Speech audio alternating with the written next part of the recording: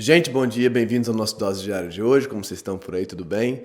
Bom, então preparem-se hoje para um vídeo que eu acho que vai ser confuso, assim, porque eu vou tentar juntar umas coisas aqui que eu não sei muito bem como, que tem a ver com processos de carência, falta, experiências nossas na vida e a nossa situação social e o capitalismo e as estruturas, e então macroestruturas e microestruturas e coisas assim, sofrimentos, angústia como questão fundamental, eu acho.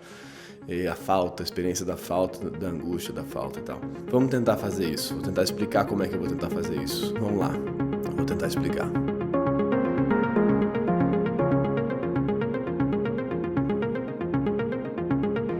Noventa por cento das perguntas que eu recebo, talvez mais, elas têm a ver com experiências de falta e dificuldade em relacionamentos, né? O nosso canal é um pouco sobre isso, aparentemente, ele é sobre isso, ele caminhou muito para aí, tudo bem, já falamos sobre isso, ele funciona assim, mas me parece então que no meu campo relacional aqui no canal, as pessoas estão agoniadas com o sofrimento delas, elas não estão preocupadas com o mundo, com a ordem do mundo, com o sistema, com os desempregados, com a fome, com as mortes, com a violência.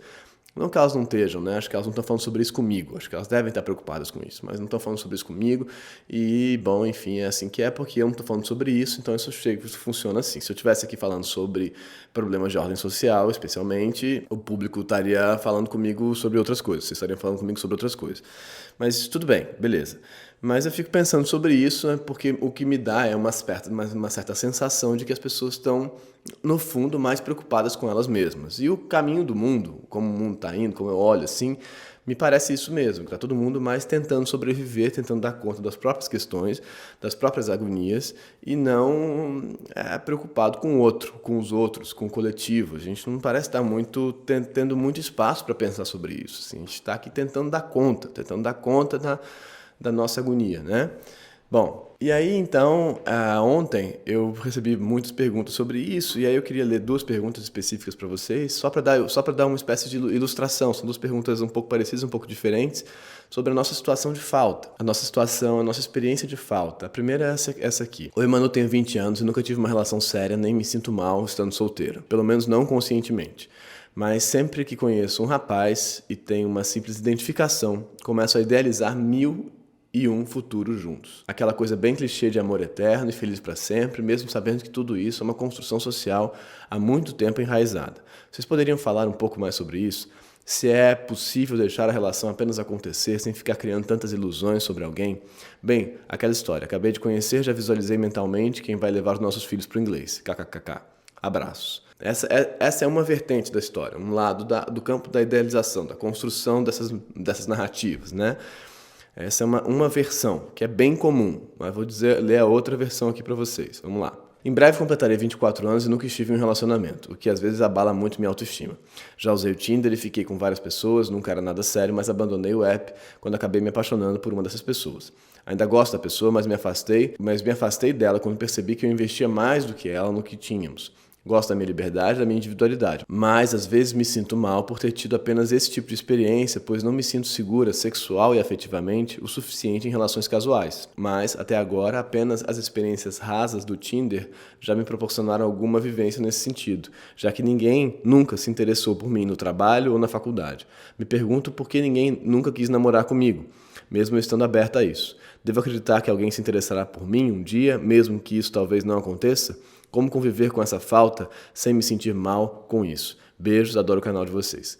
Bom, e aí, então, também a experiência dessa idealização, mas no campo um pouco mais passivo da história, né? Esperando que isso aconteça e menos produzindo essa narrativa. E aí, eu não sei se eu já fiz a cartela de abertura, espero que sim, porque eu vou continuar. Mas então aí ontem eu tava voltando de São Paulo e tal, e aí, lendo no avião, não sei o quê, eu tenho muito medo do avião, né? Então é uma experiência muito... Então eu fico lendo para tentar passar. E eu estava lendo especificamente, lógico, sobre isso, esse livro aqui, Freud, né? Aquela coisa. Deu para ler aí? Que é o Inibição, Sintoma e Angústia. É um texto muito legal, é um texto mais avançado assim, então, sei lá, se você já está lendo coisas desse tipo, dá para ler, legal.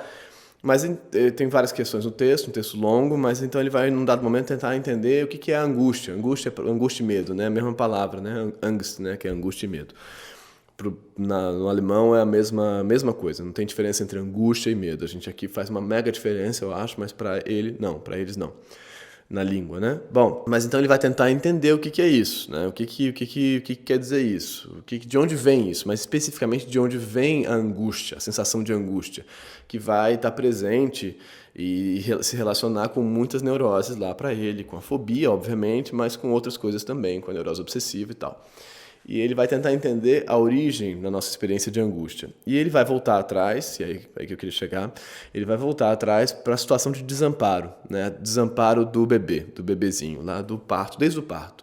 Mas não a experiência do parto em si, né? Tem gente que vai argumentar que o parto é a primeira experiência de angústia, exatamente o parto, a situação do parto, mas o Freud está dizendo uma coisa um pouco específica que é: antes do parto, o bebê tinha a condição de satisfazer os impulsos dele todos automaticamente. Ele estava ligado ali, então ele não tinha experiência de falta, né? Se ele sentisse falta de alguma coisa, ele estava sendo nutrido, né? Ele estava sendo nutrido, amparado, tudo estava acontecendo ali naturalmente. A partir daí, ele tem a possibilidade de sentir fome, por exemplo, né? E aí a experiência do desamparo é essa experiência dessa excitação, dessa falta acontecendo, dessa insatisfação acontecendo, sem alguém que dê conta disso. Então, a angústia viria daí e se desdobraria de muitas maneiras a partir daí.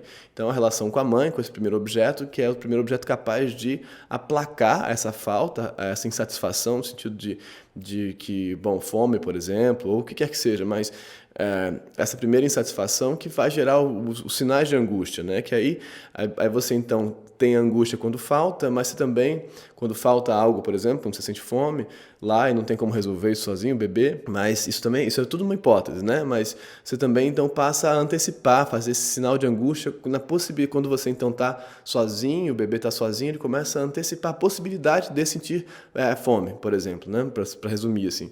E aí, então, a falta de alguém, a falta desse objeto da mãe, a falta da presença da mãe, passa a ser já o sinal de angústia. Então, isso vai se desenrolando à medida que o sujeitinho lá, a pessoinha, vai se desenvolvendo, construindo imagens e coisas e tal. E aí, a falta, o desamparo, a possibilidade de desamparo, vai sendo o motor da angústia, né? Bom, aí tem o desenvolvimento da sexualidade infantil, que ele considera a sexualidade infantil, ele vai pensando sobre isso, e aí até chegar na fase genital ali, que aí tem o complexo de Édipo, e o complexo de Édipo vai desencadear uma outra situação em relação a esse desamparo, a essa lei, ao castigo, à falta, à perda do amor. Bom, e assim segue, mas o desamparo como motor inicial disso, dessa experiência, a falta, né? A experiência da falta.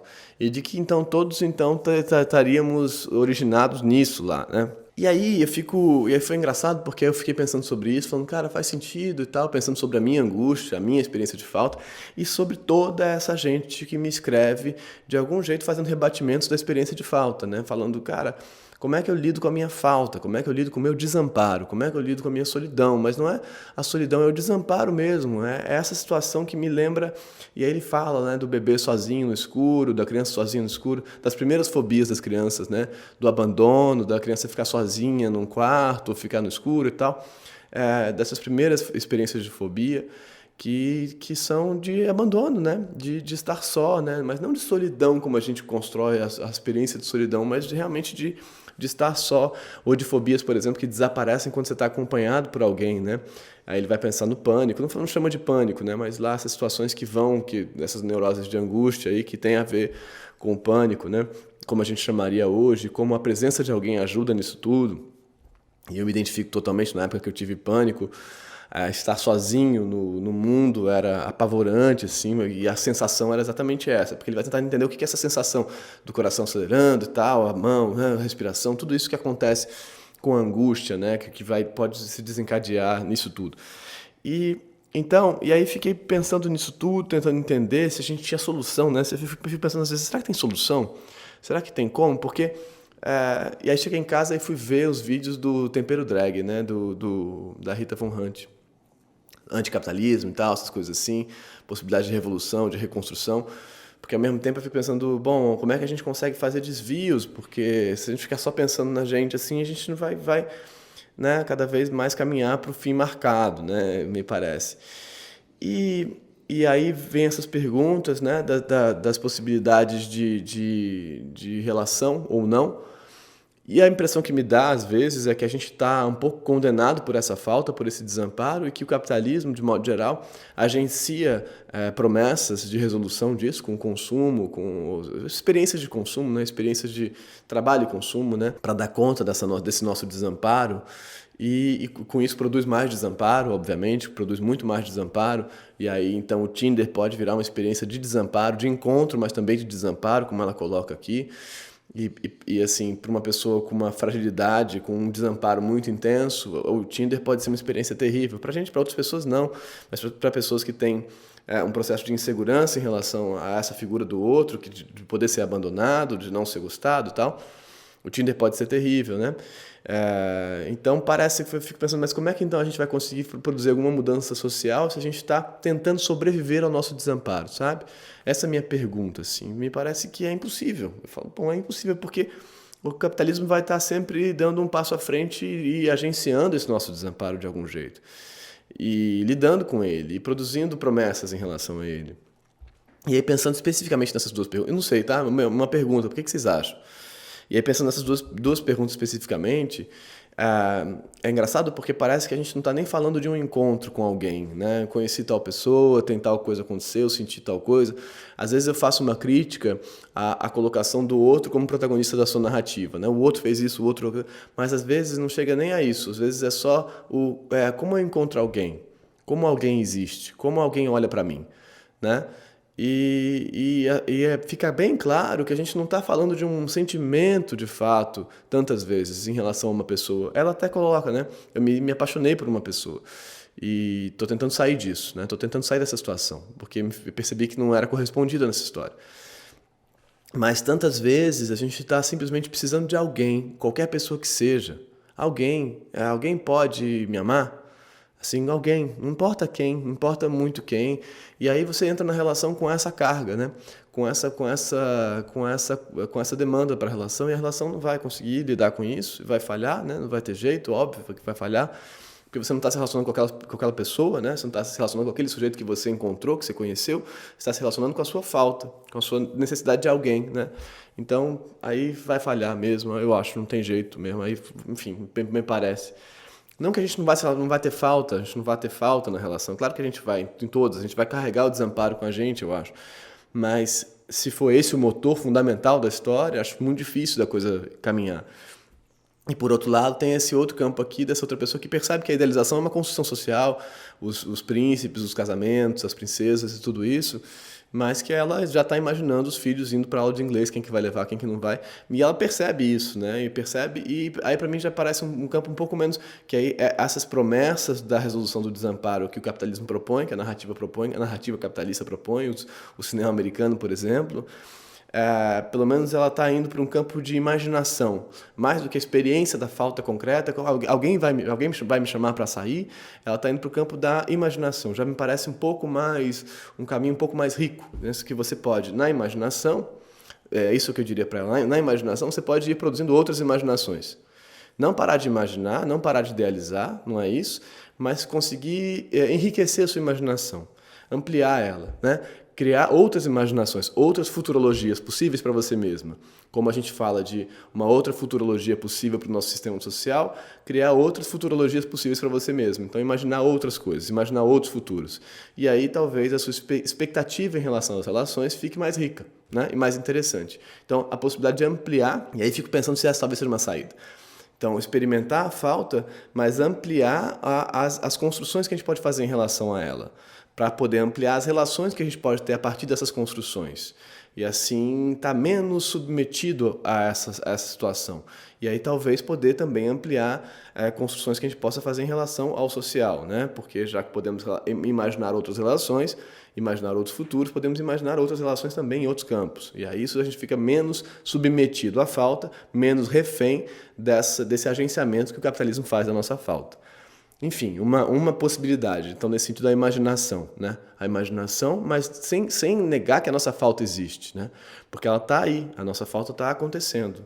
Esse desamparo, não para todo mundo do mesmo jeito, claro que não, mas para tanta gente, né? Para tanta gente que me escreve aqui. E fico pensando como é que eu lido com isso. Então, se você está pensando se alguém como é que você sai desse lugar de estar pensando que se alguém vai te chamar para sair ou não, né? Que você então começa a produzir interesses sobre a sua vida, a produzir interesses sobre você, a produzir imagens sobre você. O que você lê, o que você gosta, o que você pensa, o que te interessa. O que te interessa no mundo, quem você é, né? E aí, a partir daí, talvez você encontre alguém com quem você possa partilhar coisas. Talvez não, mas talvez sim. E aí você vai construindo outros futuros possíveis e não está submetido simplesmente a essa experiência diretamente da falta, do que não te aparece, do que te falta, né? Desse objeto da mãe que não vem te buscar no quarto quando está chorando, né? Enfim, muitas coisas, gente. Estou abrindo aqui para pensar, né? O que vocês acham sobre tudo isso? É possível? É possível um futuro possível, mesmo com desamparo, mesmo com a falta? Era isso hoje. Gente, muito obrigado, se inscreve no canal, curte esse vídeo, compartilha ele, manda ele para alguém, talvez ele sirva para alguém, vai saber, talvez ele sirva para alguém. Comenta aí embaixo, lê os comentários, sempre falo isso, né? Lê os comentários, que eles realmente são muito interessantes. Me manda perguntas aí por baixo, se quiser, ou pelo direct no Instagram também, que aí só eu leio, como essas duas de hoje. Pode mandar por lá. E assim amanhã a gente continua com mais questões e tentativas. Vou botar o texto do Freud na descrição, tá bom? Bom dia para vocês. Tchau.